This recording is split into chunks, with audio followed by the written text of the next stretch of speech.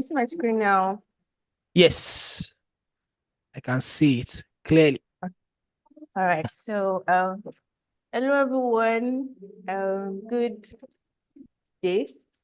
What time of the day you are? And I hope everyone is fine. So, I here's this talk about graduate school application waivers. So, I'm going to be starting from the top. That's the graduate school applications itself. So, I would like to make a assertion that a ton of us on this life are prospective graduate students. So we are all prospective students. So I'm not sure the level of studentship we are trying to attain, but we're all looking forward towards, getting into schools. And in starting the graduate application process, I'm sure we also identify that it's a very intensive process. It takes about a year. It takes a lot of planning, a lot of resources, both mental resources, financial resources. It takes a lot from you, and you adequately have to plan for it. Now, in looking at us from students, international students from this side, that's Nigeria and Africans generally, or any other part of the world, we will see that this process can be quite, expensive. If you are a student that you have the goal of, if you have, okay, let's say you are a student now, you would like to go to graduate school. First of all, you have to identify the schools you want to go to. And the rule of thumb is that you pick out a few schools, depending on the countries, but you pick out at least like 10 schools that you are aspiring to get into. And then you like maybe top schools, a mixture of schools that you can easily get into, and then schools that okay, you are almost assured. Then you also look at funding available for you. You also look at opportunities available for you. So now then you prepare your applications because schools have requirements that they want from you. They'll need you to some essays, some countries have specific requirements, English test, you know, standard test, things like that. Then you have to complete like your application. Then you have to pay your application fees and then you wait for feedback. And now we are going to talk about an incredible process which is called paying the application fees. Application fees can be somewhat of a challenge. When I started, okay, I decided that okay, I wanted to like pursue graduate school. And now I had to look at schools that I would like. As a start, I wanted like, I wanted the popularly known schools, or I want to go here. But then I noticed that, okay, I checked out the school size. I saw I had to pay, some schools I had to pay $65. Some schools I had to pay like almost 150 Canadian dollars. I had to pay, there are tons. And if you have to pay this money for about 10 different schools, that's a lot of money. That's like a ton of investment. And take note, application fees are non-refundable. They are not a guarantee that you will get. They are just a fees that take my application and review it. So there are it's something that I don't know if I will be able to. I don't know if I will be able to make that decision to pay that money. So making a decision is something that I don't think I will be able to afford it. I think that's the first part. If So you if can if afford one is not careful, one will shell out a ton millions. of money, millions. Just imagine you paying $65, $50. So if you want to go to business schools amount cost about $250, Imagine. $275. And if you want to go to the UK, if you want to go to King's College, you pay like I think over £100. Then you pay £50, £70, £80. That's a lot And of looking money. at the conversion rate that we have So now, if I, as a young Nigerian student or a young Nigerian professional like me, I cannot afford it. Yeah, I'm sorry. Because there's no even guarantee for me that, okay, yes, if I get in, oh, if I pay this money, if there's a guarantee, okay, if I pay this money, I'll get in. Fine. But it's just like a money that you pay with no future prospect. So, exactly. okay, You these can are still like, one can still be rejected after so shelling out that kind of money. yes, these are like a few amounts like you pay. Some schools you pay like, and the interesting part is that international students they get pay more. So if domestic students pay like maybe £50, you pay like 100, and this is just a few amounts. This is not the end of it. If you decide on the schools, because when you are trying to apply, first of all, you have to decide on which countries you like to apply to, and then you decide on which schools you have to apply to. Then when you make your decision, you have to check the school's requirements. Then you identify that, wow, this is a lot of money for me. Sometimes this school's requirement, this payment can be the determinant that makes you decide, I don't want to go here again, and this is unfair. In the land that we have in this generation of health equity, at least everybody, including us from this global north, should have a fair chance of getting in, because I think we are qualified enough. We have the same qualifications, just that we don't have the means to put ourselves in these places. Right. So that's not right. It's not right at all. But that's the way the world of global health is right now. So we have to find a way to wriggle ourselves out of it. And now, okay, this is like an MBA program. You need to pay like about 207, and they will state it categorically that it is not refundable. So you get in, you don't get in. That's none of our business. But you have to pay this for us. You will review. If you apply to schools, if you go to Princeton, they will tell you, if you do not pay your application fees, your application will not be reviewed. To be stated there, it will not be reviewed. Nobody's going to ask you, oh, you submitted your application, why didn't you pay? Some schools will not even allow you submit if you do not pay these fees. So you can't say, oh, let me just put it there, I'll be back, I'll go make the money. If you don't have the money, just step aside. That's the way it works.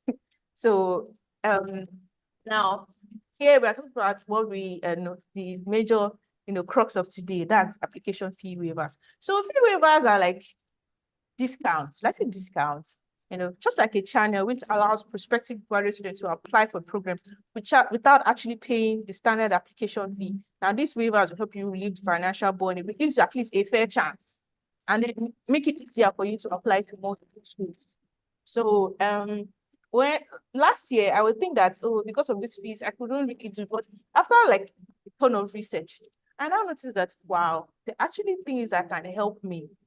And I ended up applying to about 10 schools, and I never paid any money, because you have to know how to apply. She applied to 10 schools and she yes, never paid any money. Yes. So I'm just re-emphasizing that. You have to know when to apply. You have to know, the process to apply. Because first of all, for you to know this information is power. So you need to know these things at school. So you don't just say, oh, the application waivers, you just know them in the air and then just decide that, oh, now I want to apply. No, you have to know that's why when you are trying to apply for graduate school, you need information. First of all, you need to do adequate research on the schools that you want to apply to. When you've done adequate schools that you want to apply to, then you have to know the qualification, like the requirements of these schools. And then you check if waivers are available. And if they are available, you have to check how you can, get them. It's very, very important. So now, how do I get these waivers? First of all, waivers are provided according to different specifications. And these specifications also differ by country. Now, for countries like UK, the US, Australia doesn't really give so much about demonstrated financial need, but if you contact like professors and then they are interested in your work, they can also help you sign a waiver, and then you can get application fee waivers. But the most popular route of getting the waiver is just to demonstrate that you need it. And you don't just send a mail or reach out to someone and say, oh, hello, I'm from Nigeria. I don't have money yet. No, nobody's going to give you. The fact that you do not have the money doesn't mean they have to give you. They are not compelled to give you the waiver. So you just have to show competence and say, yes, while I do not have requirements for this, I believe that I am the right person to be provided this waiver, because it's actually a very scarce resource. So you must show that you deserve it. And then if you have you have participated in specific programs. So these programs can be information sessions, or some online programs that they provide. You see examples of online programs. Like for Oxford now, if you apply to get into the AFOX mentorship program, there's a program where they provide, it's like an AFOX, an African community, where They will provide you mentorship for applying to Oxford. It's not a guarantee that you get into Oxford, but it's just like an additional support as an African and international student. So once you get into this program, you apply, you show them that, okay, you are the right fit for this mentorship. You will be provided with a waiver to apply to Oxford, like If free. you are thinking of applying to Oxford, please consider that AFOX. Yes, What can you emphasis on that? yes. So AFOX provides you, like it's not everyone. You have to first apply to get into the mentorship program. But if you are very good in displaying if you decide that you want to go to Oxford, I'm sure you can also translate your ideas why you need AFOX program, because they actually provide adequate support for African prospective graduate students. So once you get into AFOX, one of the perks that you get with AFOX is that you will get a waiver. And also for Oxford, if you check Oxford's site, you will see other, there's one Waimbridge. There are other programs that you can apply to that do not even require, do not need application fees. You just have to like send a mail to them that, oh, you're from Nigeria, you cannot afford it, you like to apply to this, and you will get into it. And if you are like, if you are someone that is affiliated to the military, that's professional organizations, if you send a mail and provide adequate supporting documents, you will get it. And then I wrote discretion, because while not everybody can be part of the military, not everybody can be part of AFOX, but if you present your case very well, attach supporting documents, oh, I graduated with this, you would most likely be considered. There are only several perks to this. You have to apply early. You have to have like a format to apply. You have to like state your case adequately. You don't just come and just send me a mail. It will just be ignored, because graduate schools receive tons of emails every day. So your email has to stand out. And then you attend information sessions. People usually don't recognize the gem that are present in Deborah, information sessions. let me try to emphasize this AFOX. So people are asking. So Oh, AFOX is like the African Society in Oxford, and the point is you can apply to their mentorship program and they will pay for your application fee. So if you are thinking of applying to Oxford, kindly consider look out for this AFOX mentorship program. It's going to open, I think, maybe very soon, anytime from now, right? Maybe yes, around, very soon. yeah, Around when Oxford applications is it about to opened. start. Yes. Exactly. Next month, So August, to open. okay, so look out for the AFOX mentorship program and apply for it. They're going to pay for your application fee if you are selected. Thank you very much, Deborah. You can continue. All right. So, and if you attend information sessions, people don't really attend because they feel like, oh, they don't need it, they'll just tell me about the program. That's actually where all the free stuff are. You get all the free stuff there. If departments or have some waivers and they would like to share it, they can just decide to just share it there to people that attend. If you need to contact somebody to get anything, you can ask a question. Oh, how can I get a waiver? It would direct you to the person that you can get it right on the session. Deborah, can I emphasize that again? What you mean? What you mean by that? So if department have available waivers that they would like to share, they usually bring it up in these sessions to people that are available. If you need to contact somebody to get them, they will surely inform you. They will surely inform you that if you need waivers, reach out to this person. The people on the call are usually the first persons to get it. So it is even if it's just one or two, just try to sign up for So it. that means that if you are interested in a school, look out for maybe their program, their welcome, their prospective applicants program, then attend, ask that question and see what they are going to say, right?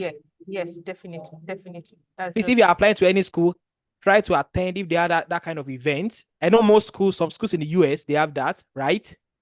schools in the US, schools in Australia, schools in the UK. UK doesn't really give like application waivers on these sessions. They usually prefer that you mail, the admissions committee, but for US and Australia, they can get it there. You can get it definitely. In US, it's even very popular. You can get it there. Like it's a Great. lot. If you just follow up very well, follow up constantly, connect with the graduate coordinator, they will definitely have something for you.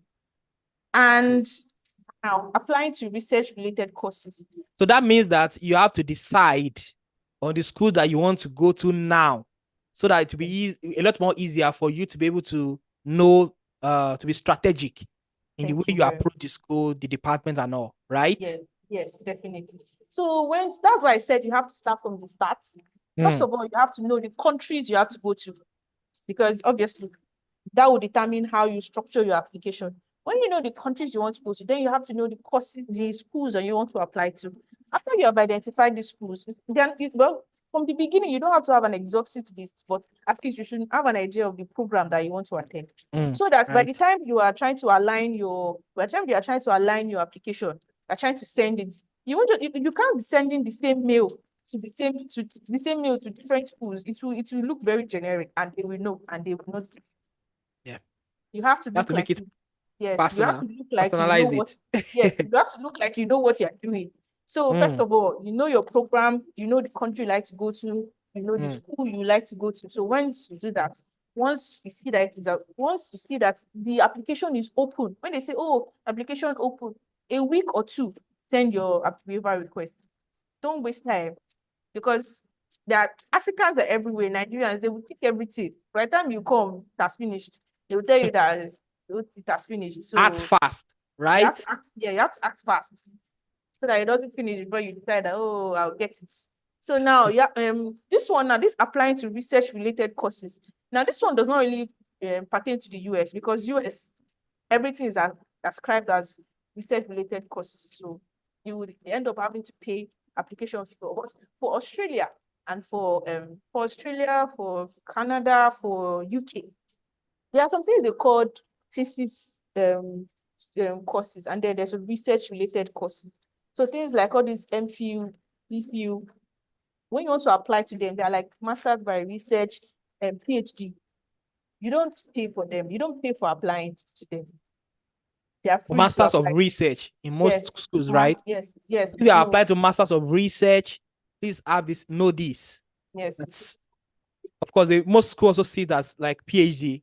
yes, yes, So yes. It's like a tenure to PhD. So if you're applying for a master's by research, it's different from a master's like by of coursework. science, yes, You're of applying for a thought master's by masters. thought masters, you have to pay for application fee. But you can also get waivers. Like I said, for Australia, you can apply, show that you need it. There's a application form you have to fill, send a mail to your prospective supervisors, ask them to connect you, things like that. But for master's by research programs, you do not have to pay to apply to them. So you can just apply there. So if you are interested in like real intense, like those kind of programs now, you don't really do a lot of coursework. You do like the master's actual research, and that qualifies you to get your master's. If you're interested in that, you can actually apply to those kind of programs. Hmm. They are very Thank you for free. that. So they're very free to apply So if to. you're interested in masters of research, Mhm. most schools they tend to give you waiver. So this Just one now, okay, sorry, I'm yeah, speaking. continue. So this is like for University of Melbourne, as you can see, you have a non-refundable fee of 130 Australian dollars for each applicant. But you're exempt from paying this fee if you are a current student. You have a waiver. Like I said, you can have a waiver signed by University of Melbourne staff member as an exhibition or interview session.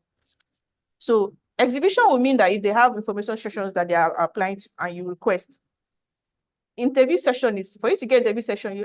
Usually Australian schools, they have like a very standard repository of all the staff that they do, their researchers. You can even search them by research area. So by the time you get to research area, you see the person that you like to work with. Oh, you connect with them, you tell them about their work, how you like their work, you tell them the interesting things about it. You don't just mail somebody and say, oh, I like your work, give me no.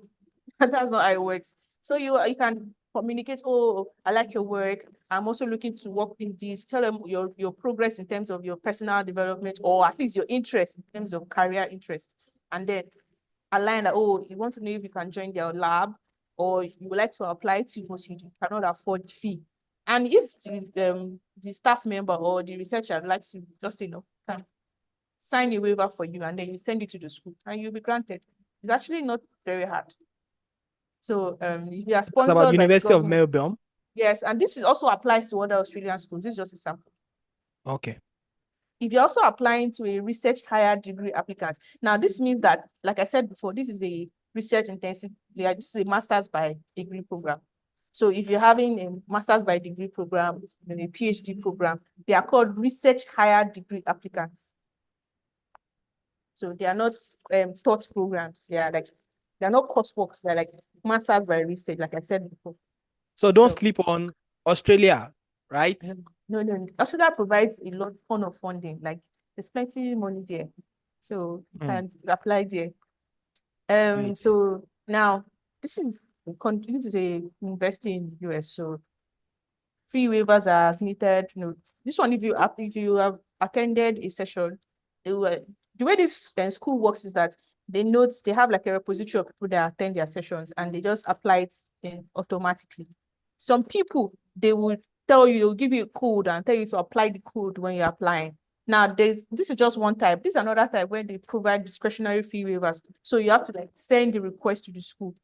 And then when they confirm that, oh, your fee is this, and then they grant you the waiver. But you have to understand the way the waiver process works. So if the school requires you to send the request for the waiver first before you start the application at all, if you start the application before the waiver request, you will end up paying, or at least, unless you don't want to apply anymore. If the school requires you to start the application first, and there's a section for paying fee and request, so that you will not waste time and let all the waiver finishes, you have to like start your application early. You can just quickly go to waiver request side, apply for it as soon as possible, then you can continue your application. If the school requires you to like submit the application first or something like that, you have to like, first of all, there's no one way to it. You have to do it by school. That means you have to know where you're going to and know how it works there. So now the first step is researching schools. Like I said before, you have to look at the school website. First of all, no matter anything I tell you here, this is just my own thoughts. This is something I looked at as I identified across each school. So you as a prospective student, you need to go to the site of the school you want to go to and check everything. It's very important for you to conduct your research thoroughly. There will always be, if the school will not provide application fee waivers at all, they will tell you that they will not provide at all. But that's in very, very rare cases. You can show, even as much as UK does not really like, UK schools, they're very, very, they don't really give waivers as readily as US schools, but they will ask you for a ton of details. They can say bank statement, you can say request, write this, write that. I have sent so many things and they still gave me, because they see that if they are very interested in it, they will give it to you, but they will stress you. But it's not really much stress. If you think of how much 90 pounds is, it's a lot of money. So if I can't produce 90 pounds, I should be able to produce what they require of me. So you have to look at the financial aid online sections, check, understand the waiver application process. Like I said, okay, I'll give you 2 examples. Okay, I'll give you 3 examples in different countries now. So if you're applying to Harvard as a Nigerian, I'm using a Nigerian as an example. If you're applying to Harvard as a Nigerian, for you to apply to Harvard, for you to get the application fee waiver, you have to start your application. You will continue the section, you continue. When you get to the part where you have to pay your application fee, then they'll ask you a few questions. Can you pay for this? How much can you pay? Something very straight to the point. You just write a few things. Masters or PhD? No, not masters. It's a PhD Okay. program. Okay. The master's application is quite different. Okay, let me just start with the PhD program. If you are doing a Masters of Science, like MSc Global Health, MSc Health Service, all those MSc, you can apply for the waiver on the site directly. They will tell you, oh, apply here. If you are doing a PhD, you will apply on the site, global, apply here. Masters of Public Health, they usually use the SOFAS process. So that's a different process entirely. So you have to check the program that you want to go for. But if you are doing MSc, all those MPhil, PhD, you will use the graduate school sites, the direct graduate school sites, so you can get those there. So now you just apply there and they'll review your application immediately. So if you're going to be paying the right, if you're not going to be paying, they'll just give you $0 and you know you move on. If you apply to Princeton, when you start your application, this is a different, if you apply to Princeton, when you're starting your application, you will start the So application. Deborah, to make it clear, there's a waiver for, or there are waivers for different courses in Harvard, right? Yes, there are different courses in For Harvard. So you both have, MSc and PhD. yes. But you have to like know how to apply to them. There are waivers for different courses, Right. especially as an African. If you're an African, you're from a low-income country, you cannot afford it because they'll ask you how, like, your income, your family, they'll ask you questions like that. So you have to answer honestly. Okay. Just answer honestly, as honest as you can, and they'll grant you. For Princeton, there's no, they'll just ask you to provide a statement. Statement is just about maybe 100 words. Princeton in the US? Yes, they'll just ask you to provide a statement about 100 words why you should be giving the application. I hope everyone that is here is trying to take notes of some of these schools so that you can also shoot your shot. So if you just apply there, you get in. Like if you 100 words is very small, so you have to make sense in those 100 words. You have to show why you need why you need it, but you don't have to be selfish about it. It's not about it. The money is an investment in your life. So what would the world be getting from giving you the waiver? What would your career? How would your career improve the world? Try to circumvent all of that in the So now these schools will tell you to apply as you are going, but now some schools, like let's say University of Utah, will tell you to send a mail to the graduate office. Also in the US. Yes. Try to specify the country so that. Okay. So University of Utah, you need to send a mail to the school first before you apply. If you start the application without sending a mail, you're already going. If you, let's say Stanford now, Stanford in the US will tell you to send a mail first. If you send a mail first to the school, if they approve it, then you continue with your application. Schools like Vanderbilt, schools like University of Milwaukee, University of Wisconsin in Milwaukee, schools like University of Houston, they share it. So once you attend the admission session, they will just give you the code. You don't need anything. Just use the code when you apply. There's no much about it. Where do you get the code from? Attend the information sessions. If you attend it, that's one. You can also get the code by contacting the admissions office directly. If you don't find any information on the school site about, oh, this is what you need to do, send directly. For schools like in the UK, maybe Imperial College, for schools, Imperial College, Cambridge, Oxford, send a mail to the admissions office. You see, they send a mail. For Imperial College, there's a form that you fill. When you fill the form, you send it. Then they'll ask you for other details. For Cambridge, you'll fill a form. You fill it. You send it for other details. Apart from the AFOX one for Oxford, you fill a form. You send it. I think for Glasgow, I think that one is. I'm not sure. I think it's free. Yeah, it's free. Application is free in Glasgow. So you can also try that. There's some schools that don't charge you for applying. So the first thing that I always say is go and check for the process first. Go to the school site and check it first. That's how you know all the information. If you want to say, okay, if you want to even ask or contact the admissions office, for you to even know the questions that you ask the admissions office, you have to know, available information first. So don't sleep on checking it. Don't wait for someone to tell you, oh, this is what you should do. Usually when you go on Twitter, you will see a lot of people say, oh, this school has waiver, apply this. So some schools even give you the fact that if you apply by, application will close by maybe 1st of December. If you apply by this, you get the application waiver free. So I can see here, like this is uses useful resources that you can go to the schools frequently answered questions, that's FAQs. Sign up for the school's newsletters. Sign up, like when they say, oh, sign up for the school's newsletters. Like I have a few newsletters here that, like this one now, Memorial Day. This is for a school, Stevens University in the US. If you apply by this time, They sent you an Sure. email. Yes, they will send it to you. Sign up for the newsletters. This one now, this is you.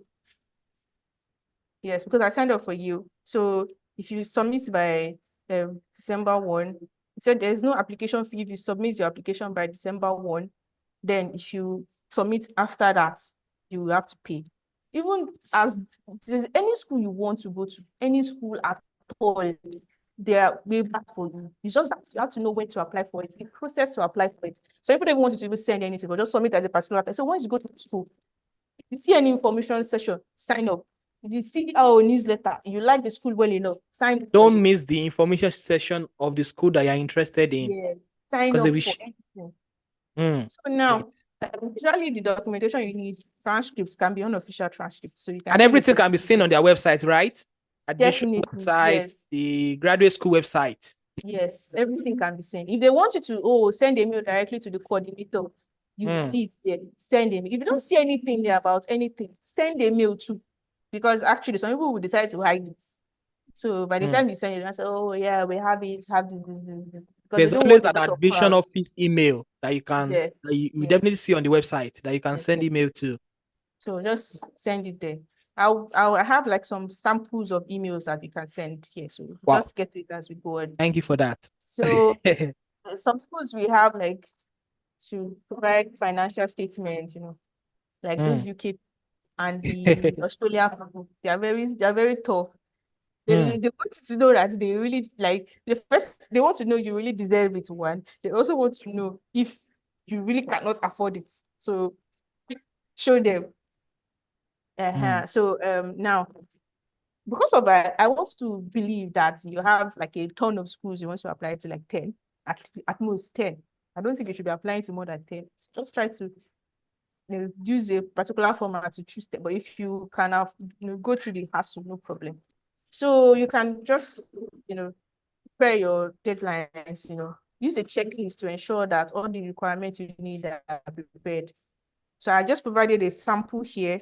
So maybe you are applying to your school, you know what's the program you want to apply to, so you can just check application fees, know if waivers are available, so you don't have to stress yourself. Once the waivers are available, apply for them immediately. Get it on the way and move on to other things, because there are other things to get into. You need to know if they are funding, you need to know if standard tests required, prepare for standard tests, if you are write your SOPs. So you cannot get that out of the way as soon as possible.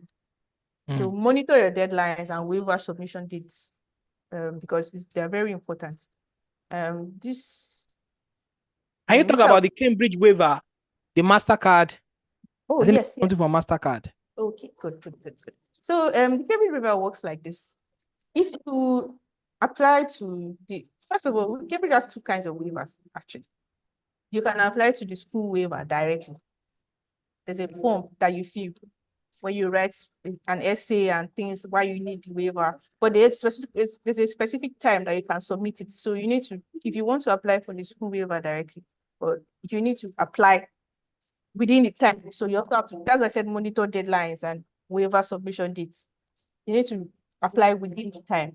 So now for the MasterCard waiver, so MasterCard has like their own scholarship in a way that if you are, if you are applying to Cambridge, then when you finish your submission, you have to click the several funding options that is available to you and the one that you want to. So you click, when you get to the MasterCard Foundation, MasterCard covers the application that covers your application. So if you are clicking that you are submitting to MasterCard and you write the essay and you submit it, your application fee is automatically waived. So you don't need to like start writing any essays, but just make sure that you write MasterCard's essay. So far submitting it, that waives your application. So you don't have to worry about the, £70 anymore. So if you are interested in, going to Cambridge and you are thinking that you would like to skip, the MasterCard section and, not apply to it, I think you should think twice and try to apply. It's not, well, it's So not that means so that if much. you apply to the MasterCard waiver, like MasterCard scholarship, you're going to get waiver Yes, direct, it's automatically. automatic. You don't need to, Oh, okay, yes, you great. don't need to like do an extra application for it. Okay. So that means there won't be need to submitting that other one which the school provides. So you can just do that directly if you are interested in it. That's just something else. Okay. So, and now I'm here to talk about the if I already talk about the different routes that you can get the waiver. You can have it automatically. You can use codes by information session. You can send a request. Now, for schools in Australia now, or schools in UK, or schools in US, that you have to submit a request and tell them about you, why you need it. This section is now for you, because not everybody can get the automatic ones. So some people have to personally request for it, and they do get it if you state your case very well. So the first thing in crafting the request letter is address the correct person. This is the way it works. If the school tells you that, contact the director of the admissions office. You cannot just write their school name. You have to address the correct person. Look for the name of the director of the admissions office. If it is Professor somebody, write Professor this, Doctor this. If they say, oh, contact the financial aid office, dear financial aid office. If it is graduate coordinator, don't just say dear graduate coordinator. Well, it used to be so before, but now you have to be more specific. Write the name of the graduate coordinator, dear Professor this. It's very important that because it shows that you have done your work. It shows that you're not lazy, you deserve it. So there's also proper email etiquette. Address the correct person. Then there's a structure to it, so you have to do a brief introduction of yourself. Don't be perambulating, going through we say going through the corners. I've not eaten for the past 100 years. Yes. Should we add that? No, please, no, please. Please. If you don't eat it, I hope that you eat, but please, no. You should not Please. include that. No, I've not please. eaten for the past 600 years. No, please. No, please. Just introduce yourself. Oh, your name is this, and you intend to apply for this. You are interested, and while you're also introducing yourself, show enthusiasm. Don't just come here and let your mail be very stoic, and show how interested you are in the school and you like the school, but also briefly. Don't start giving us. There are so many emails to check. If your email is not brief enough, please. There are so many people sending emails for this same thing, so you have to stand out. Clearly state your financial need and any qualifying circumstances. Oh, you have a bachelor's in this, you have a master's in this, you're trying to apply for this. That's a qualifying substance. You have worked over 5 years in area of this. It should be concise too, right? Yes, Not very too much. concise. They don't have time. There's no time. Your mail if they print your mail, it should fit just a single small page. Then explain your financial need and your qualifying circumstance. Then attach supporting documents. Don't just say. Many people can say, show evidence. Attach your transcript. Attach your English test. If the school requires English test, attach your English test. If they require, certificates, put the certificates there. And finally, don't just say, oh, I hope you give it to me. Thanks. Why should they give it to you? Who are you? There's no. So you show readiness. Yes. Thank Now, them. the only thing blocking me from applying is this Yes. application fee. I'm ready. Yes. I have everything ready. I have everything I need. Thank you for considering me. Be positive. I look forward to receiving your positive response. If you need any other information, please contact me. I'm ready to provide it. Show energy. That's very important. So I provided an example, but this one is this example I can show. Oh, I'm expressing my strong interest in pursuing University of California, requesting a waiver, aspiring graduate. So why should we give it to you? You can show, okay, they are trying to demonstrate financial need. So show somehow. Are they free to screenshot it? Maybe not that one, but you can screenshot this one. Okay. Screenshot So if you want. this is graduate admission. So tell us, oh, Mm. how you are very motivated, things You can like see how that. concise it is because they don't Not have time. There's no time. There's no time. Just tell it fast, fast, fast, fast. Thank you for Mm. your attention. Thank them. Please, it is a privilege. So so now submitting the waiver request. Like I said before, and I've said it again, please always do the right thing. You might have written a fine email, like awesome email. Send it. If the school says that they don't want you to send emails, they want you to apply through this form, like use this form to apply. If you don't apply to that form, you're not going to get it. So do what they tell you to do. They say, Mm. oh, email the admissions office or financial aid office. Do not email the graduate coordinator. Do not email the graduate coordinator. You are not going to get it. So always do the right thing. Check the school. The Mm. in Sydney will tell you, fill this form. When you fill the form, you mail the form to, you can send the form to your, prospective supervisor along with your request to be a supervisor or something. Mm. Always follow the process that they said you should do. And you can only know the process by reading it. So go and check the school. And this is not by country, this is anyway. There's always a process. Aids are always available, but you need to know the process. So please, Deborah, can you go back to the format again? when you're requesting for it. Yeah, maybe they can just screenshot it. We just wait for Okay. like maybe 30 seconds. Okay. All right. Let me to do that. Adiola, maybe you should try to increase the resolution of the live video. The Stephanie said about 720p. So try to increase the resolution.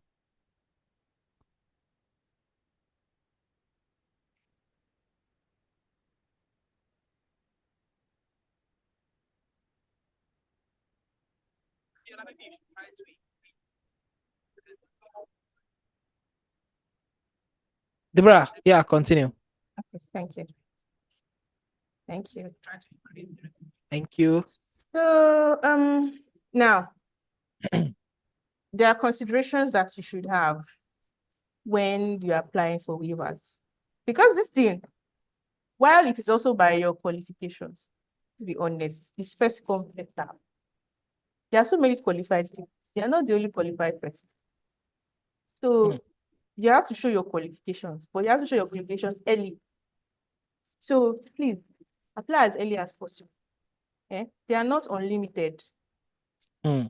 There are tons of people trying to apply. There are people from Southeast Asia applying for this same thing. African students are applying everywhere. Even their domestic students are applying. So get there, first come. Act fast. Yes, very, very fast. They are not unlimited. So now, if you do not hear back within a reasonable time will be, let's say, between 1 week to 2 weeks. Mm. 1 week to 2 weeks. So if you do not hear back within that time, send a polite email and follow up. If you can call the admission office, fine, but follow-up email would be nice. Follow up. If there's a secondary email, just check the site. There's a secondary email that you can copy the secondary email there. Send a feedback. Oh, you would like to hear about this. Do not be assertive, but do not be pushy. You like to know anything that's going on or feedback on it. Even if it is a rejection, oh, they don't have at the moment, they will tell you that they don't have. So now let's look at common mistakes you can avoid when you're trying to send application fee waiver request. Inadequate research. I cannot say this enough. Always try to understand the school that you're going to. Yes, there's a process for this, there's a process for that. And this also includes schools. Like if you decide in your mind that you would like to go to the US now, and okay, you don't have like a specific, some people will say, oh, they have schools that they like. Some people will say, oh, I don't really have specific schools that I want, but I have a program that I want. Mm. So try to look for schools that have that program. And have the program, try to branch out. There are so many schools that have these things. spending your money Exactly. Don't just wait on one school that, oh, I like this school. There's no ah waiver. Move to another ah school. Do your most see, research as early as now. Check the school, yes. list them, have an Excel sheet. Know that, oh, this round I'm applying to these 10 schools, I'm applying to this 15 school, I'm applying to these 8 schools. List them. And Don't if any of them doesn't give you, if it doesn't give you waiver, move to another thing. move. So yeah. It's not, it's expensive. Oh, it's very expensive. So you just say, oh, because of, oh, like now, if you say, oh, I've just mentioned Utah now, I've just mentioned Princeton, you just sit down there. No, it doesn't work that way. There's a document, there's this thing that was created that has a list of R1 schools and R2 schools. Mm. In Australia also has like a repository. There's even, in fact, in this day and age, there's a ton of information. If you are very active on LinkedIn, very well. If you are very active on Twitter, there's plenty gist to go around everywhere. Always be on know what is going on. Check the schools, go and follow them, or go and follow their go and follow. If you see one lecturer that you feel like, I like this supervisor, I think I'll go and follow the person on LinkedIn. They have plenty things. All these graduate admissions officer, director of this, go and follow them there. They share information about their schools, what they have, things like that. Do your work. Don't, because if you there's a lot of money to be paid at the end. So it's good for you to save money now. In these days, it's not by you have to understand that it's not by the pedigree of the school, it's by the program that you do, and it's by the Exactly. About supervisor. you. It's about you, what you do with it. Sometimes the best supervisors that will push your career like to the ends of the that will bring you to the ends of it. They are not in the popular schools. So try as much as possible to like, spread your wings. Will So you easy. advise them to have small budgets? That maybe they want to pay out of pocket if they want to Well, do that, or you think that there if are you want many to pay out of schools pocket, that can. there are many schools, oh, please. Well, but see, if you do your work very well, you will not pay anything because they actually have it. Not start early. But if you decide that, oh, you want to pay out of budget, me, I will advise. So if you max, if you have money, max, let's say like $150, it's okay. If you have money, or hundred You can see that dollars, she's so confident that you can get waiver. it's Just follow what she has been saying. it's very easy. It's just because of maybe you don't want to. If you package Mm, yourself very well and talk about yourself, you'll get it. But if you want to pay, maybe one or two schools. Because some schools will be very stubborn. They'll tell you, no, no, no, no, no. If you like the mm, school well enough, you say, I like the school a lot. If you really, really, really, really love the school, and maybe what they do there really resonates with you. mm, Even as big as Harvard itself, except you want to go and be using SOFAS. SOFAS is where the problem is. There's waiver there. You can apply without paying it. So life is good. Insufficient documentation. They say submit this, you don't submit it. They say, oh, send your transcript. You say, I don't have my official transcript. It's my send it. It is still a transcript. You're not applying to this. Send it. Now there's a lot of emails. You send the email, they've not responded. You now said, oh, okay, that's gone. Follow up. mm. Send it back. When you send mail, they will answer you. Um Nobody is trying to diss anybody. If you send an email, they will answer you. It's just that maybe they can tell you maybe accepted or provided, no, but they will still respond to you. So follow up.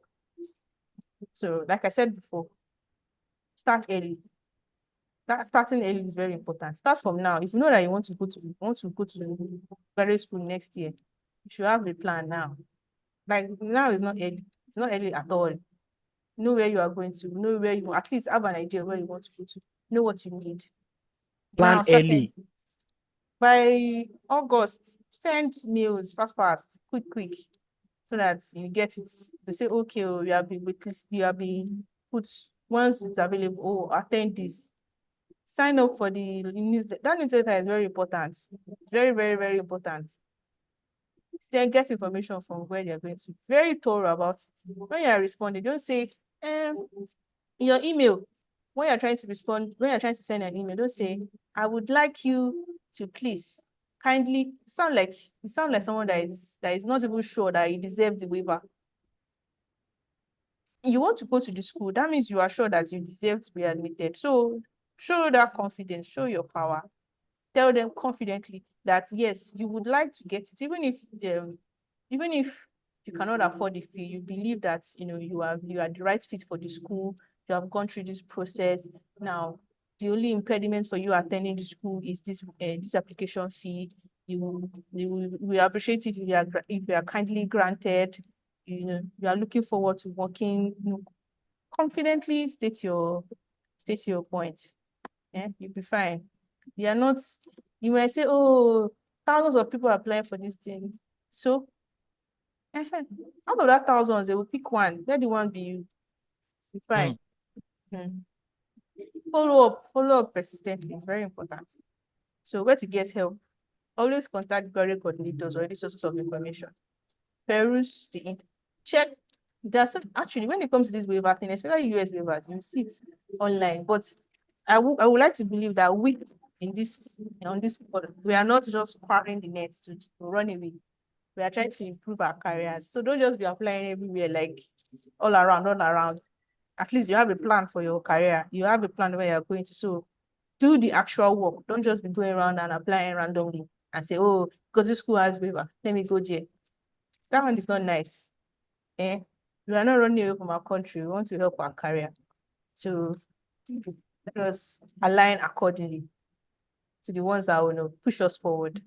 Check the internet, use the internet at least. There's so many information online, so I'm sure you get in touch with one time. But the first point of information is the school site.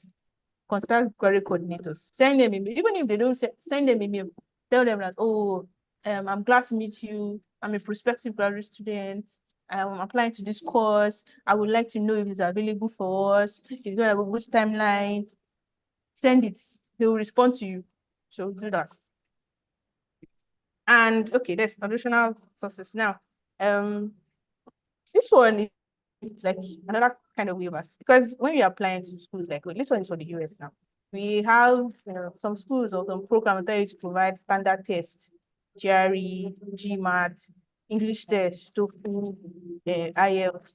So this is just something that you can apply to.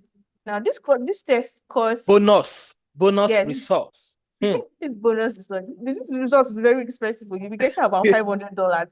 It's a very useful resource. Please apply. I'm begging you, please. It's a waste of money if you are not applying. That's a lot of money. So Thank you for sharing. if you apply, if you those schools they are required, schools say your GRE is required. GRE costs about 235. So I'm not sure right now, but it's about $250. TOEFL too costs, let's say 100 and so. One in that range. I'm not sure of the exact amount now, but if you apply to this program, you get free codes.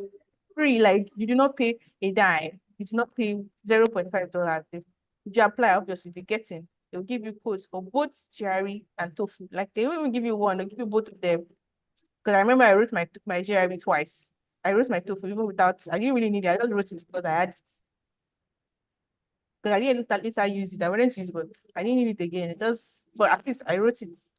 And I also I had also other people in my network that I shared it to, and they got it and they've written it and they're fine.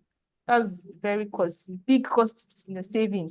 So what you need is just to go to the site. When it is available, you apply, you send in your details. They'll tell you to upload an SOP of the school you like to go to. So make sure you write a very standard SOP. I'm sure if you want to apply to schools, you also go through the SOP process. So once you apply, use your SOP. Hopefully you get. What can they Google that will give them the website easily? Oh, okay. So it's Education investment. no. It's HB. Just Google HB educational investments. It's So HB. Google 8B education investment. Yes. Free So GRE TOEFL vouchers for African students. yes, just show them, write the proper. Don't just do a lazy work and send one random. Right, make sure it is done properly, and you get it. It's not really very hard. and they usually have a lot. Like they give thousands of students every year. So I'm sure it's really a good resource for people that are wanting to go in the next round and prepare for it very well. You'll be fine. So So yes, if you want to add GRE, you should consider that scholarship. yes, That is it funding? That funding. yeah, it's funding So because it's money now. It's like a yeah, lot of money. right. 8B education investment. Google it and apply. Don't Yes, use your money. I use the money. It's a lot of money. That's $500. Like how much? Almost 800. So let's save our money for other things. Right. So okay, all right. So I think we have come. So everybody has any questions or anything you'd like to ask, can share Thank now. you very much, Deborah, for this insightful session. But I want you to do something quickly just to list the schools where you get waivers from so that everyone here we definitely remember that as the takeaway Oh, okay, okay. before we go So to the Q&A. okay, The schools where so you get waiver from okay, and for briefly how mine you get it. Just personally, overview. mine personally or where randomly. um, the one that you know that is possible, not just about you, Okay, just an okay, overview. okay, Yeah. definitely. So the one I know is possible. Okay, let me start from the UK. You can apply to Imperial College, Imperial yes. College, they have waiver, right? Yes. Yeah, but you have to apply, like you have to send a mail to the graduate admissions. And when Send you send email the to mail, graduate admissions. there's a form you fill. When you fill the form, there's a way you have to write why you need the financial aid. You write a very compelling statement. Imperial Um, College London, right? yes. I'm trying to look for the statement I shared. I'm not sure why it's not here, but I'll Oh, see if okay. I can have it shared. But you have to write in a very compelling statement. When you do that, you will get it waived. Okay. So if you are thinking of applying to Imperial College London, is waiver, and she knows someone that got it, right? Yeah. So all right. So you're going to write like a statement where you show, okay, yeah, right. It's not a lot of statement, but you have to. Can you see my screen? No. Oh, Okay. okay. Yes. Okay, so Yes. you have to write a statement, so someone of this kind, and then you send other details. They'll ask you to send your bank statement, like of the last 3 months and ID and all those things. Once you send it, Okay. you get the waiver. Then you can also get waiver from Cambridge, from Oxford. You can also get waiver from London School, but you have to send a mail to the Graduate Admission Office too. London School of Hygiene and Tropical Medicine. Yes. You have to send a mail there too. And okay, for Australia, you can get in Melbourne, you can get in Sydney, you can get in Auckland. In fact, all these schools you can get there. Just send mail. Australia is widespread, so Yes. Just check. send just Yeah. send them there. Then for US, okay. You can get, let me just start listing the schools. The list is not exhaustive, it's a lot, but schools that will provide you waivers. Harvard definitely will provide you. Princeton definitely will provide you. Purdue University will provide you with waiver. Houston will provide you with waiver. University of Wisconsin, that's in Milwaukee, will provide you with waiver. University of Utah will provide you with waiver. University of which one again? Yes, Brandeis University. If you're ever from Nigeria, like all these African countries, you won't really need waiver. It will be free. You apply directly. There's no need for you to pay any money. Brandeis So University there are will some get. schools like that you just do your research. Like check Yes. the website, check everywhere. You're going to see all this information there.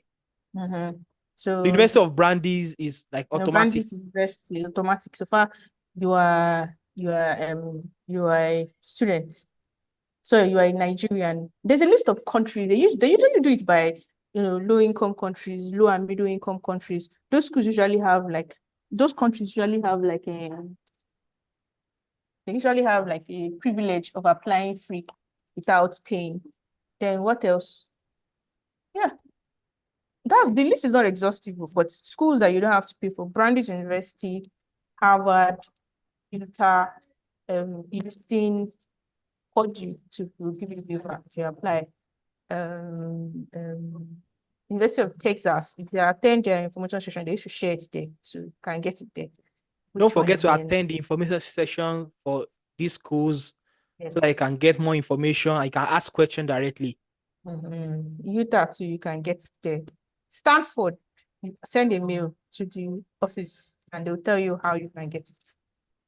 What else again? Which school again? So quite a lot. And I think some schools too, if you apply for Commonwealth scholarship, they will waive your application fee.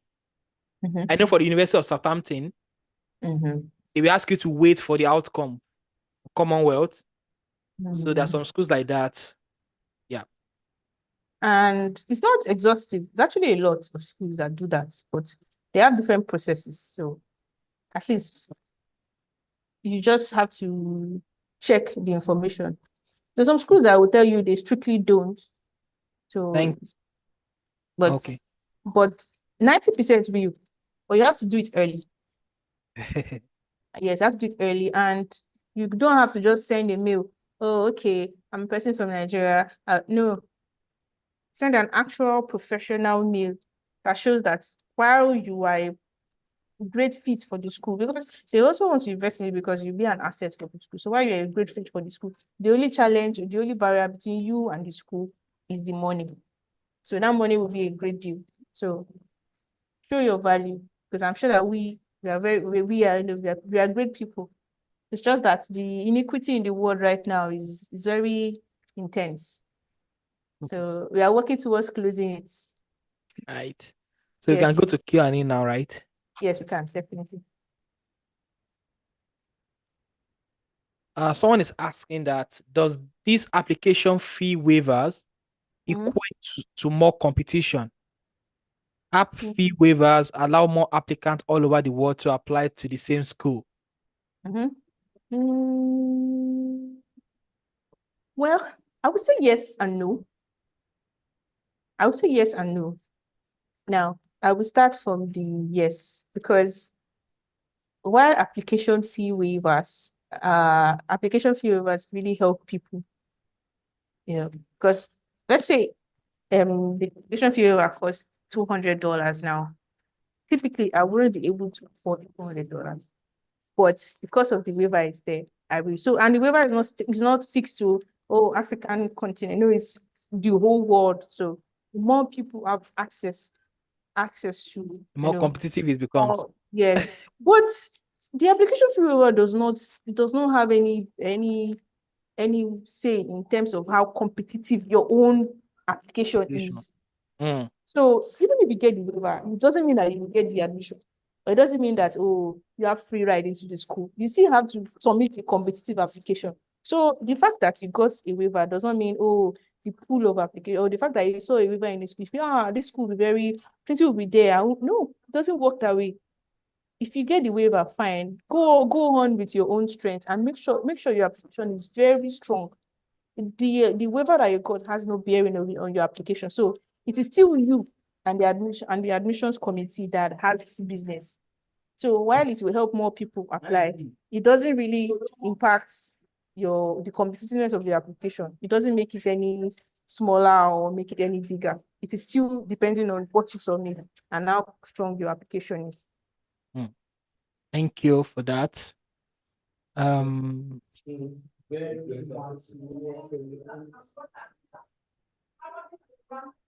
I understand different schools have different dates when they open their portal for applications. Can you please give a range month when most schools in the US open their portal for applications? Okay, so you mean, okay, I want to assume that you are meaning applications for the waiver, not applications for school. Maybe talk on both. It's not really specific. Okay, so now, usually, there are different kinds of application timeline. I only speak on health application, but for applications like let's say MBA now, they usually have like early admissions like November, then they have like proper ones like the one that ends in December, and then we have late ones that ends like February. But usually admissions runs through the year. They usually start by um August, September. Submission of applications opens August, September, March, September. And then for schools that have like a very strict timeline, they will tell you between 1st of December and 15th of December, most schools will close early admissions. Or if they don't want late admissions, they will close it totally. Usually between 1st of December and 15th of December. It doesn't really exceed 15th of December. I've not really seen the one that exceeds 15th. I don't know much, but it doesn't really exceed 15th of December. Now, for people that have like later ones, they will now be, you see January 31st, March 31st, dates Or maybe like that. there's no funding again as of that time. Yeah. So funding applications, if you are looking for funding, if you know that you need full package, please target 5th of December. If you know that, like you cannot fund your application, so you want them to consider you for funding and everything, 5th of December. If you are going to business schools, consider like 20th of November. For business school, if you want to go to business school in the US and you want like early admissions with plenty money and funding package, target like middle of November, like in the middle of November, November 20. Don't even get to December. If you want to go to other health programs or other programs generally, target 5th of December. Now, if you don't want to apply for waiver, you have to apply earlier. In fact, if they open their applications like 8th of August or 1st of September, that's usually when they open it. So I'm supposed to say 8th August or 1st September. Let's say 1st week of October should be your target. Don't exceed 1st week of October. By 1st week of October, you've sent mail to everybody. I want waiver or I would like waiver. Target 1st week of October. When you start going to ending of October, November, people have already taken up so many. It's now maybe if you have a really compelling case or they have like a lot, they can give you. But if you are saying, okay, the timeline or the deadline to apply for a waiver, just target like 1st week or 2nd week of October. But if you are talking about timeline for school, if you are applying to MBA programs, target like 2nd week or 3rd week of November. And then if you are going for like other programs, let's say 5th of December, just finish your application. If you want, the application is still open, true, but we're talking about funded applications. If you can afford your fees, no problem. You can apply So anytime. apply early, check the deadline, and be strategic on how you apply because you're applying for waiver. Yes. And it's the same thing with Oxford, with UK school, Cambridge. There's also funding deadline, which is always in December. Yes. So if you apply after funding deadline, you are not likely to get any funding at all. So always read the course page. Most schools, they will start updating their course page by, I think, starting from August. Yes, August, they'll start putting it up. So check the course page, look at things, look at deadline, look at everything, and be sure that you have all the information. Thank you very much for that, Deborah. So the masters of research in a field like psychology, do one need a lot of research experience? And I hope it make one a strong candidate for PhD. Like if you want to do master of research, you need to have strong research experience. Well, it's a bonus because according to my findings from Australia, they really, master of research is supposed to be a competence-based program. But it's also a training. So it now depends on how you position yourself.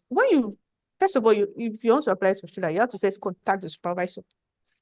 You cannot contact the supervisor looking like you don't know anything at all. So before you even go ahead to say, oh, you want to go and read what the supervisor has worked on, study what he has been doing, see how it aligns with your own. Right. So that by the time you send the mail, you sound like you know what you are doing, even if you have not done it. if you have done a lot of studies or research, you have research experience, you have publishable work that is obvious, that's good because that's evidence that cannot be refuted. But if you don't have that, first of all, you have to study. It's not, you're not going directly to the PhD, you're going for master's by research, but it is a very highly rated master's, but you can get it. What you need to do is that you have to study. Go when it usually Australian professors or Australian people, they usually have their own dedicated websites on the Mm. school sites. Go there and check their sites. They have like their own labs. Each person has their own labs. Go there and check it. When you check it, you see what they do. Study it. See how it aligns with you. Process it very well. Talk about it in your mind. Say it. Then you send an email. Sound like okay. Sound like you actually know. Like I don't have samples. I think I've seen some samples of emails that they sent for the masters of research. You will see. You have to sound like someone that knows what's going on in the field. You are not a novice. You cannot come to a master's of research as a novice. You might not have done it, but you have to know about it. So when you apply to it, then the getting a supervisor is very important because that's the person that can speak for you. When you get to the admissions committee, the supervisor will have some say. So the supervisor has to be able to talk about your competence. So that's the first person you Thank you. convince. Once you convince him, you should have, I wouldn't say it's sure, but at least an easier time. And I hope Thank, that you get it. thank you very much, Deborah. I mean, to make it clear, for Master of Research, you need some level of clarity on the research that you want to work on. And you need to Yes. demonstrate that you are not really new to research. So you still Mhm. have some access to some trainings when you get in. Like you can take some master's level course. But primarily, your focus is to do that research that you've agreed on initially. So it's more like a PhD, but it's research focused. The main thing is for you to do research, learn about research more. But that clarity on the research that you want to work on needs to be there. Unlike if it is a thought master. For thought masters, you're just going in to go and learn to work, to write essays, to write exams and all. But for most masters of research program, you are being trained on how to do research. But you need to have some idea and some. In fact, you need to have supervisors, right? For some of them, you need to get someone that will supervise you for that research that you want to do or the research that has been proposed.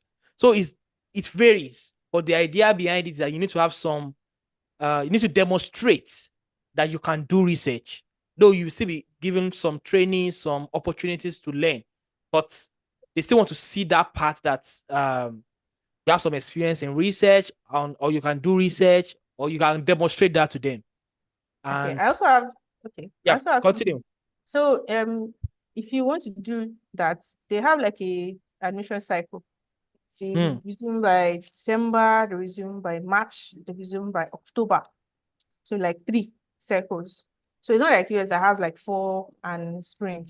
Like they have different cycles. So if you know that you do not have the demonstrated competence right now, you can just maybe time yourself between now and maybe October and then Right. prepare yourself adequately for it. Yeah, so that Right. you can be more competitive, get some courses, Yeah. improve your clarity, understand, be able to talk about what you are doing. It's very important. Yeah. And maybe you can get some publications done. I don't know, but I'm sure that you'll be able to, if you are willing to do so, you can show up yourself before October. It doesn't have to be December, March. You can just plan for October because if you don't, this is a very competitive program. So well, psychology is there are many opportunities. I've seen people get it very, very, very well, but you also have to like know what you're doing. Thank you very much, Deborah. Someone is asking that is it possible for the slides to be shared? What do you think? I'm not sure how it should be shared, but Uh, yeah, once you send it to me, I can put it in Google Drive and just send the link. But that will be tomorrow. So if you are going to share it tomorrow, just check this video because you might want to do some edits yes. on the slide. So by tomorrow, I'm going to share the link in the comment section of this video. So you can I will post the live video so that you can also see so you'll be able to see the link. Um, that is that fine, Deborah? That's fine. That's fine. Thank you. Okay. So another question. Is there a way around SOFAs? That was one big issue I had earlier this year. SOFAs is like money draining. You want to collect all your money. So is there any way around SOFAs? Well, I cannot see them there. The reason why I know you apply for something is because of so far. There is a way they can apply. There's application waiver, but it's for some countries. But you can Hmm. try. You can try your luck. They're actually waivers, so they are not full. Just know that there is no full waiver for it. For Like SOFAs, maybe half. right? There is no full, like half, you pay half or something. So, but if you are willing to go through the process, you see the process on the site. Okay. But is that the school is, so far is not managed by the schools. It's managed by a separate body. So the schools do not Exactly. have jurisdiction over it. They cannot decide that they want to give you away. So Thank you you. have to apply to go fast itself. There's a process to apply for it, but I'm sure you'll be able to get some fee off if you are lucky and if you show yourself well. But And not all schools are using SOFAs. So if it's too no, expensive for you and you think you can't afford it, there are better schools that right yes, that don't use yes. so The funny part is that people always push their head in public health. If you go to the US, there are many other programs that are also health based that doesn't have to be that one. So hmm, you need to look, there are many options available. There's many. Especially people that are doing global health things. There are a lot of new global health programs right now that are not even going to applying directly to the graduate schools. And they are really, right. they are very concentrated on global health, which is really, really good. So and there are schools that go do it and don't do there are schools do that don't do so fast. And if you think you are qualified enough, just apply for a PhD. If you think Right. you have qualifications enough for it. Some people don't want to go through the process because it is very long and arduous. But if you are willing to go through the process, fine. But if not, there are other programs available for you. There's health science management, there's global health science, there's many health developments, And I think many. generally for PhD, there's always waiver. Like from my own experience, I don't know. Like for No, the UK, most schools here for no, most PhD, schools in the UK don't even charge you to apply for the for PhD. PhD, yeah. Yes. But if you want to apply to if you want to apply to the PhD in the US in public health, you still use so fast. Mm. So there are other programs that are even good for you. Like there are programs like population health sciences, I think you there's apply programs like directly for that. yes, now there's health science management, health policy development, many that are very good. They're more concentrated. I'm sure you find options there And all these waiver they extend to other field, not just health. We're just using health related field as just an example. because of I'm a Engineering, health social person. science. Yeah, See, exactly. the people in engineering, they even have plenty money there. There's plenty money in that side. It's very plenty there, like a lot. And they even have more funding, more opportunities. So you definitely One is get it. asking that. Thank you very much, Deborah. Can she explain more about using SOFAs for application? Like Oh, okay. what's SOFAs all about? Okay. So SPAT is used to apply to public health programs. Schools are running. So usually when you In apply the to SPAT, US, yeah, in the US, some schools in the US, right? not all, some schools, but let's not say so. Let's say Most. Okay. not all, but most. But recently there's been new programs. But really, if you want to apply to pass, you pay I think $250 to Mm. apply. You pay for the first two schools, and then I think for each other schools you pay is it $50? I think it's $50 for other ones. So I'm sure that if you want to say you want to apply to like three schools or four schools, you end up paying about maybe 400 or $350. So Wow. if you have the money, no problem. It's good because public health is important and it's a good investment for your future. But if you do not, okay. I have many questions, so let's move to the next question. Thank you. Um, how did you can you type it? I mean, we are still going to share the slide. I'm going to share the link in the chat box by tomorrow. How did you get to GRE? waivers last year? Okay. Okay. Okay. I was just scrolling on LinkedIn one day, and I saw one link. There's a foundation. They didn't really show the name of the foundation, but oh, they were showing individuals that would like to, write standard tests, just apply here. That's why I said use LinkedIn, use Twitter. There are so many things when you're trolling in the street of Twitter and LinkedIn, you will get there. So I just applied, and I just got an email one day that I should use this waiver. So the second time was when one of my friends shared with me this 8B educational investment, because I felt like I didn't like my score.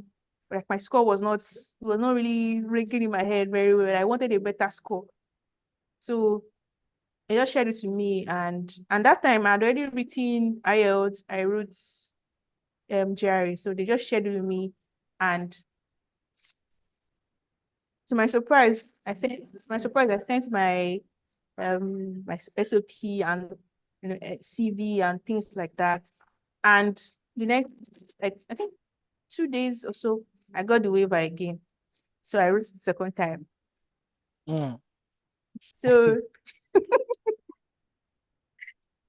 So it's very well, it looks like a small thing, but it's actually a big deal. It's not easy. That's like over $500. Yeah. So first of all, like I always say, if you want to do just go online and check in, follow all these people that do follow all these individuals that do a lot of graduate school things. I know the way Mm. all this LinkedIn algorithm and Twitter algorithm works. Once you follow one thing, it brings up another thing, it brings up another. I'm not saying you should sleep on the internet though, but at least be active, show yourself. Also Then subscribe to this YouTube channel. There are a number of videos. yes, yes, yes, please. Once we get, like, what I intend to do now is, I think I do see a lot of resources. So once we get new resources, especially with the new round, there's a lot of opportunities flying around. I've seen quite a few people like gathering up. And then there's, okay, my Federal scholarship has closed. You could have applied for Marketable scholarship. You could also get like full support. So once we have new resources like that, we share it definitely to people that are really interested. So also be on the lookout and the YouTube channel here. But please apply to that 8B2. It's not hard. It's for what the benefits you get from it, it's not hard at all. Just try. It's very easy and straight to the point. Just do what they tell you to do and you get your codes ASAP. You'll be fine. We have a number of questions. Let's move to the next question.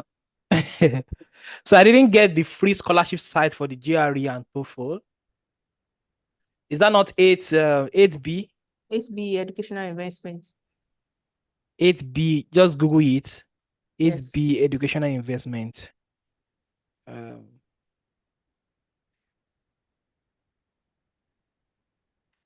someone is asking that I have heard that applying using an application fee waiver most times limit a prospective applicant getting admission, as there will be so many applicants with a fee waiver too, and they may focus on those who pay the application fee. How true is that? False. I don't think that's true. That's not true. False. That's very false. That's very false. Once you, it's like applying is like a stage. The same people don't manage your applications. Once you move on from one stage, you're moving to the next stage. You're like in a pool of people. That's false. Please don't let anybody deceive you. So If you can save your money, save it it. won't affect If your you have the money, application. No, no problem. No, it won't. It won't. it If you have won't. your money to pay, pay. If you are very open to paying, no problem. But if you can save your money, save it, please. It's false. Mm.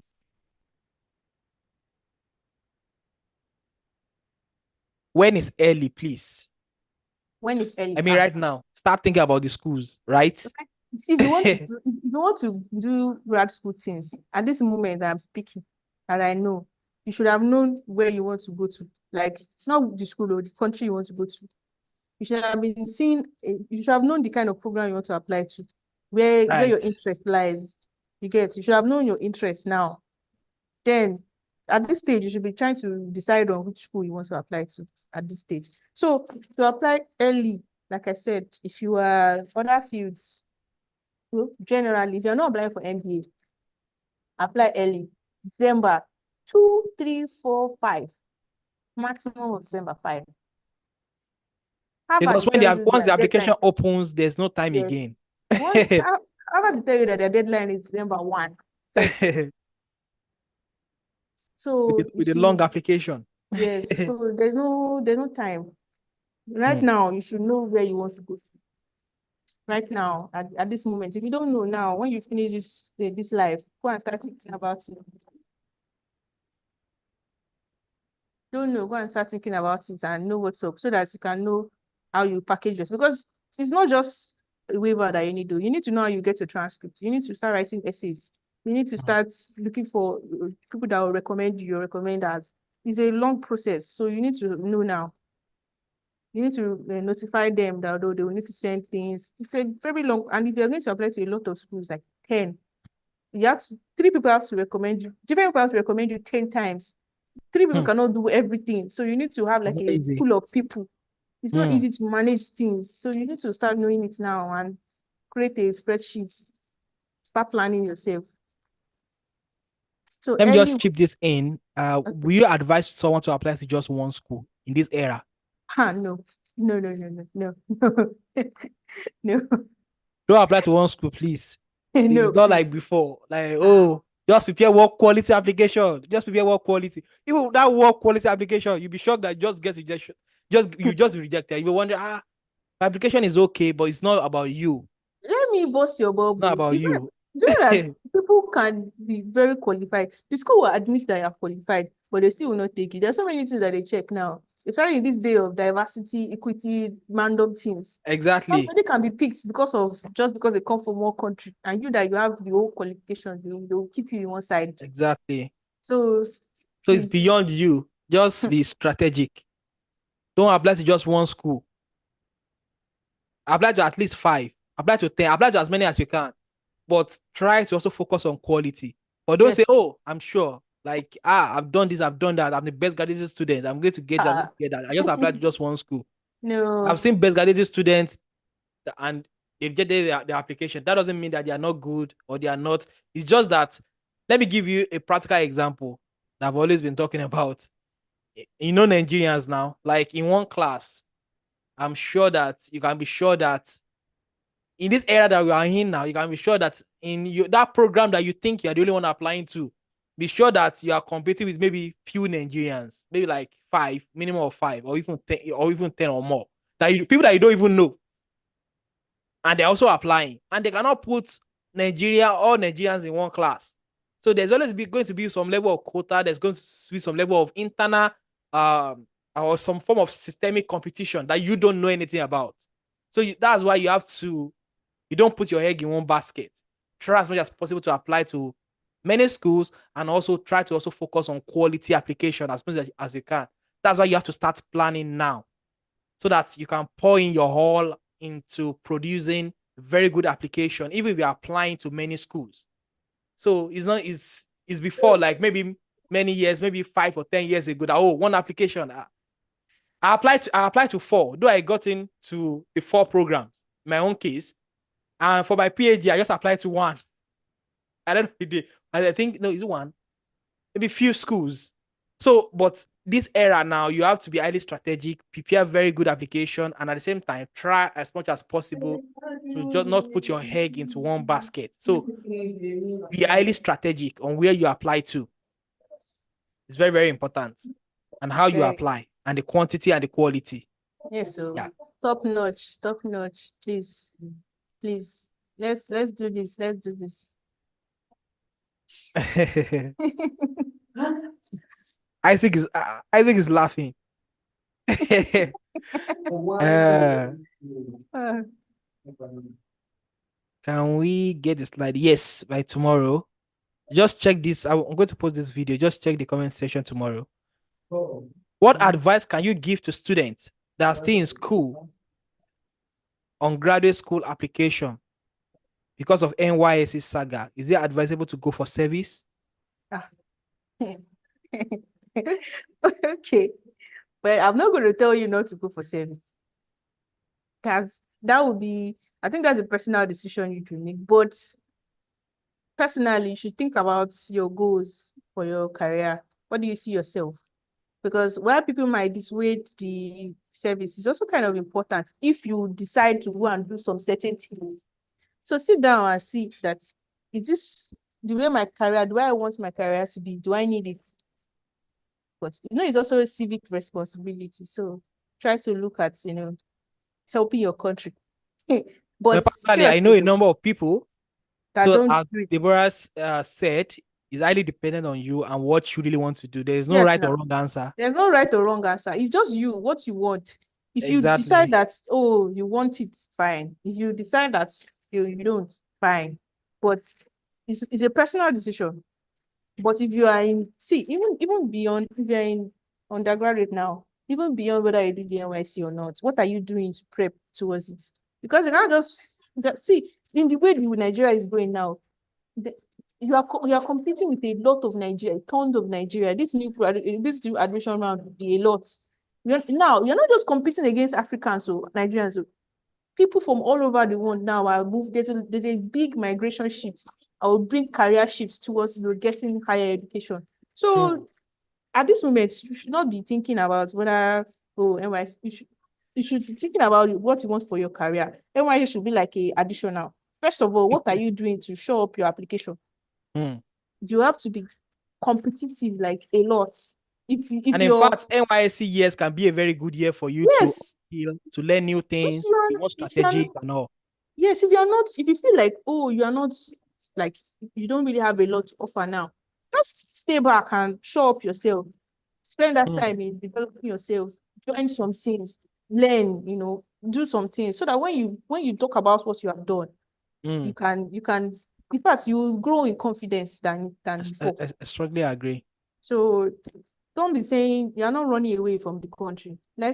We as young youths, this youth that we are like this, we are not running. We are trying to develop our lives, our career. So see how you can strategically position yourself to where you want to be. Don't just go to one place and just be there. Exactly. So if you know that you're competitive enough, you can even apply during the AYC year, or if you are doing your internship, you can apply during your internship year.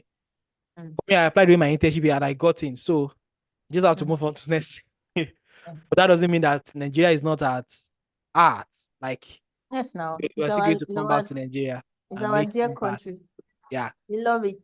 So, but think about it carefully. If you have the opportunity, or but if you think that you still need to do some things to upskill yourself, to build your CV, to build your profile, to build your experience, NYSC is also a perfect time Mhm. for you to do that. People are already saying thank you. Thank you very much, Deborah. You've shared quite a lot of things. What about waivers for agriculture? I mean, any program at all. Any program We are at just all. using Earth as an example. Any So, program at all. It's not when you are writing to graduate coordinators, it's not by health, it's by you want to apply to the school. So so far the school is offering it, go ahead. mm, right. I think you talked about SOFAs already, that we getting waivers is possible, but it's not easy, right? Yes. Yes. So, but look out for more information on that. Yeah, Yes. yeah. So don't put your egg in one basket, I beg. Try to apply to many, many schools. Uh, as many as you can. Next time we are going to be talking about Commonwealth scholarship too, so that you can have more insights on Commonwealth scholarship. Mhm. Coming Yes. for my masters, I only applied to um, Commonwealth scholarship, and I applied to four schools under Commonwealth for my own master's application. And I'm lucky to to get everything.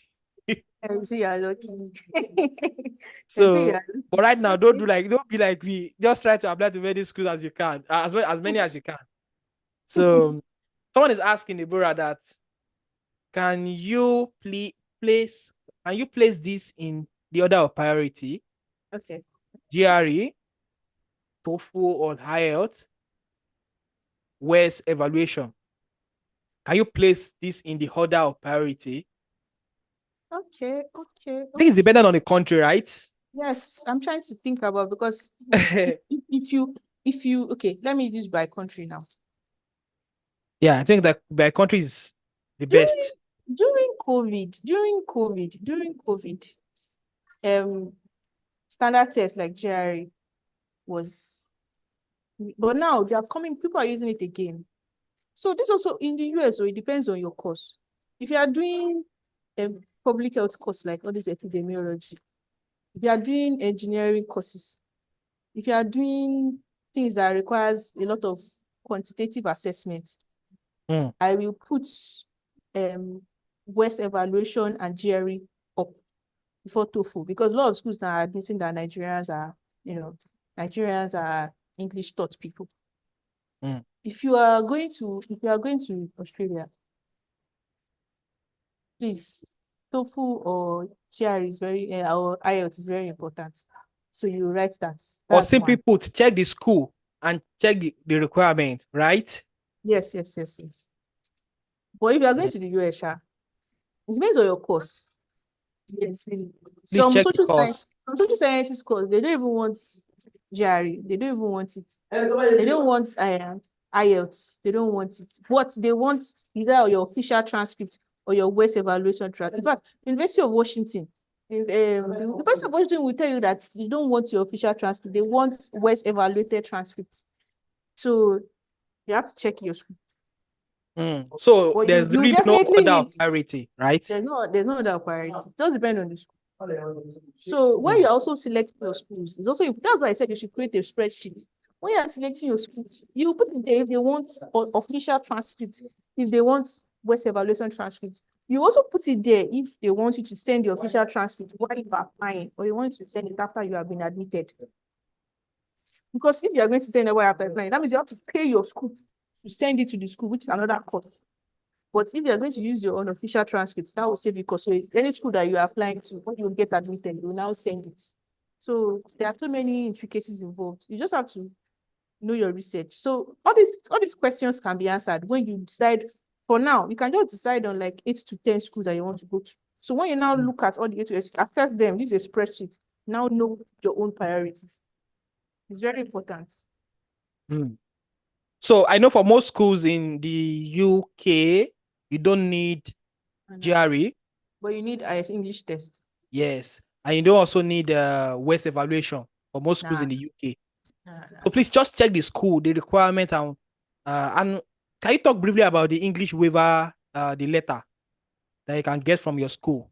Oh, definitely. So, like my school now, you can get a letter. It's called English as a Medium of Instruction.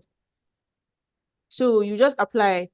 The school will show you. They will say, "Oh, you were taught in," because is either you show that you have English proficiency by writing an IELTS or TOEFL, or you show that you were instructed in English, which your school signed that you were taught throughout your 4 years or your 5 years in school in English language.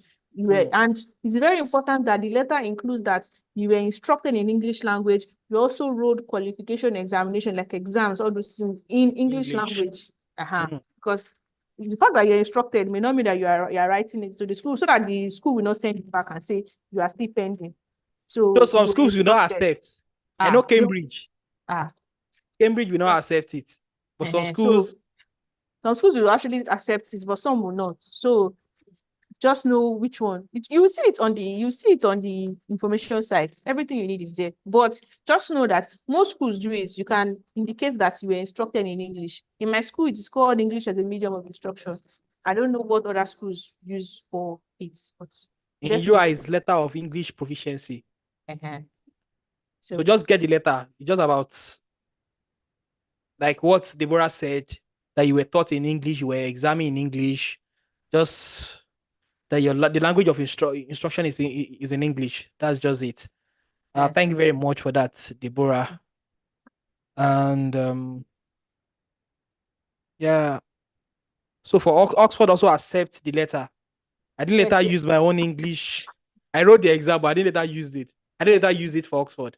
yes, yes. Yeah, do accept the English as an instruction. Yeah. Um, Speaking of internship, is it required for one that wants to apply for masters in public health, do you need to have maybe do you need to participate in any internship before you apply for your masters in public health? Hmm. I think See, no, right? no, but you have to like show that you have some level of field work, like you've actually worked, or at least show professional experience. Because it's very important that you show, even if you don't do NYC, that internship period is an important part of your life because it shows that you have like actual field experience. When I mean by field experience, it doesn't mean you will be doing community service. It doesn't only mean community service. So, actual professional environment work, because it shows your soft skills, it shows your teamwork, it shows your assimilation, it shows your adaptability, it shows your people skills, all those kind of things. So if you have opportunity to do it, just please go ahead and do it. Yeah, it's going to be like a plus if you're able to do your internship somewhere. And Yes. you can volunteer somewhere, just have experience Yes. as little as possible, and that will be useful. The point is, like I tell people, when you're applying for graduate school, what you are trying to do is to write a story. You're trying to write a story on your experiences and how it's actually propel you to apply for that particular program. So it's more about you telling a story. So the more things that you do, the more story that you're going to be able to Things that you write. have to do. Yes. So yeah. So internship is not compulsory. There are other things that you can do. But if you have internship experience in public health related work, that's also fine. But it's not a strict requirement. Um, for how long is the eye health and TOEFL valid? I I know have eye an health is 3 years. Is it 3 years? no, I don't know. no, it's 2 years. Okay, 2 years. Oh. It's 2 years. See, What yes, of even TOEFL? the same thing now. Okay, 2 years. So GR is valid for 5 years, so yeah, fine. 5 years. Mm. Yeah. Yes, 5 years. GR is valid for 5 years. How do we take TOEFL exam? Is it TOEFL or Okay. TOEFL? Anyhow, So where you just how do we Google take the exams? I think you apply online something. No, you That go to the website. ETS. The ETS site. The ETS is the one that manages um the ETL is the one that manages it. So you just go to the ETS site. If you want to just Google ETS. Google ETS, you will see their site turn up. When you Google ETS manages GRE, TOEFL, and IB. There's one other course they call it IB. I'm not sure now, but they manage like 4 exams. So just Google ETS, the Educational Testing Service. You will see how to register there. So you click on TOEFL and you make your registration, you make your payment. If you have a code, you input your code and you choose your exam date. Very easy. Don't let anybody, there's no need to be doing all these agents things. Just do it yourself. Applying takes less than 30 minutes and you'll be fine. Exactly. Yes, there's no need for you to be looking for someone to do it for you. That will cost you extra money. You're trying to save money. There's no need for you to be wasting your money again. Just do it yourself. It takes you less than 30 minutes. Even GRE, it's very fast and easy. Thank you very much for that. Do you still have any question? So everyone is thanking you, Deborah. Thank you very Oh, much. thank you guys for listening to me. Yeah, And we wish you all the best in your masters plus PhD. thank you. um, do you have any question? Do you have any question at all? Well, I don't And have they any question. ask, If you have any questions, you can send me an email though. I don't, I can. yeah, can you send your mail? Let me see. I think I still have your mail. Uh, I just Just, copy it and send it. just my name and my surname. It's very easy. Oh, okay. Let me.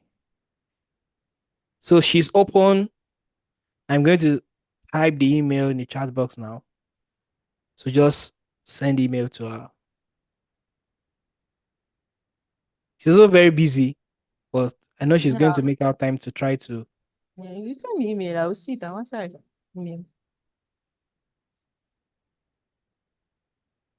So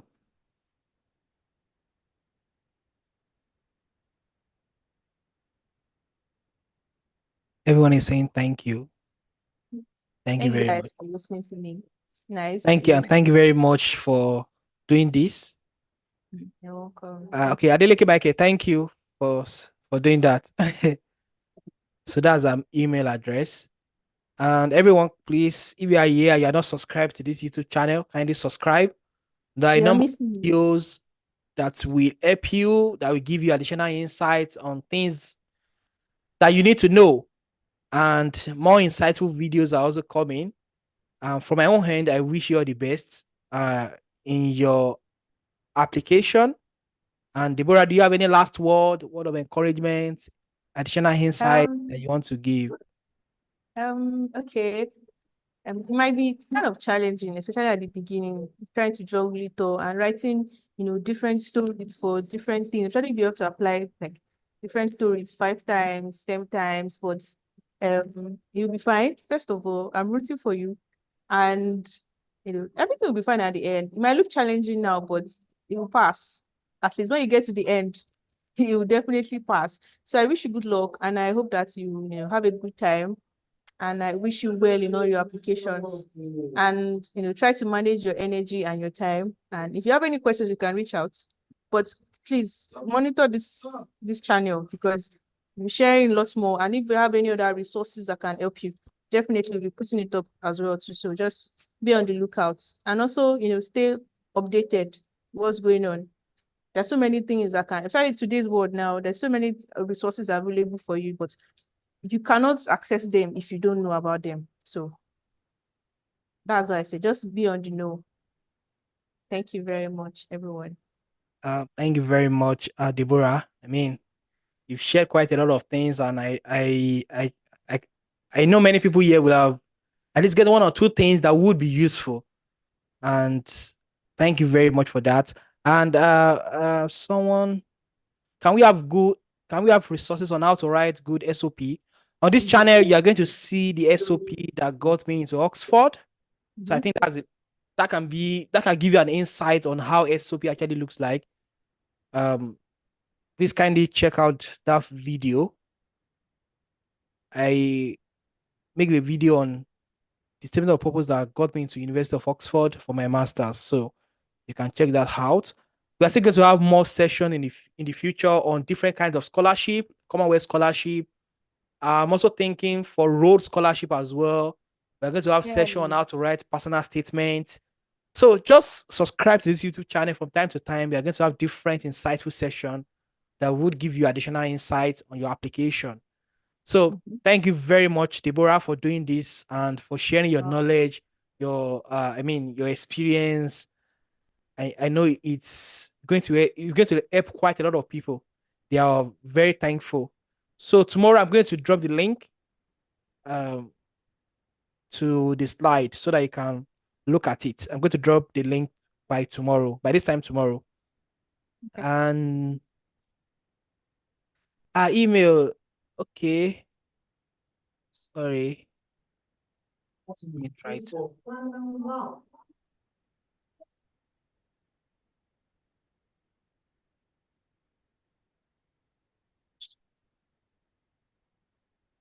So this is the email address. So just check out Deborah Shomuiwa LinkedIn.